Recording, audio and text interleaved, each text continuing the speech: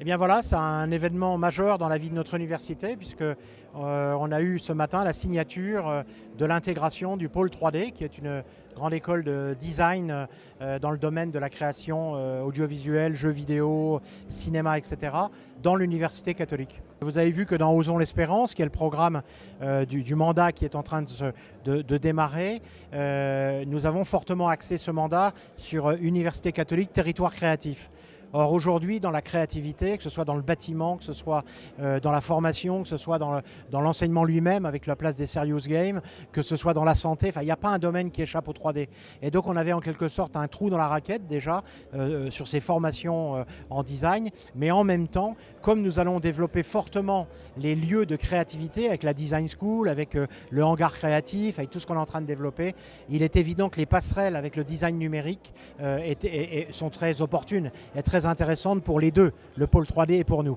Donc on est vraiment sur un développement majeur et la présence d'ailleurs aujourd'hui de représentants des écoles de la fédération montre à quel point c'est un projet du président, à la limite plus que du recteur. C'est l'ensemble de l'université qui veut se connecter à ce monde du 3D et de la créativité 3D. Bonjour à toutes et à tous. Je suis vraiment très heureux et honoré d'avoir à ouvrir cette cérémonie de signature de notre intégration de pôle 3D au sein de l'Université catholique de Lille. Ce que j'espère, c'est que cette journée marquera un renouveau dans cet état de fait et que, en intégrant l'Université catholique de Lille, pôle 3D portera haut et fort l'image du numérique, de la création au travers du monde et caracolera aussi en tête dans les classements mondiaux. Vous l'aurez compris, en tous les cas, j'essaierai de vous le faire comprendre. Je n'ai pas peur de transmettre mon école. Pour vous convaincre qu'au-delà de la discipline scientifique, notre jardin dans lequel nous aimons nous promener s'appelle l'art en général. Et nous nous efforcerons tous les jours à ne pas oublier que nous sommes avant tout des créateurs et des réalisateurs de contenu.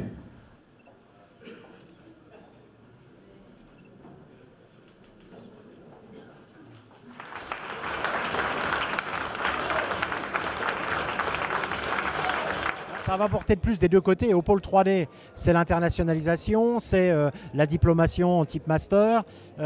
Mais à nous, ça va surtout nous apporter une compétence que nous n'avions pas. Et donc pouvoir s'appuyer sur une compétence reconnue, avérée, un savoir-faire que l'on va continuer à développer en tant qu'école et en même temps bénéficier de leurs compétences pour développer ce qu'on appelle des électives. Par exemple, pour être très concret, des étudiants des facultés pourront demain préparer un électif de 60 heures ou 100 heures qui seront dans leur diplôme en design numérique, par exemple. Vous imaginez aujourd'hui un médecin ou un juriste qui aurait en plus cette capacité de concevoir en 3D, de développer du 3D. On va de plus en plus vers l'hybridation des formations et donc pour nous, c'est un des objets d'hybridation.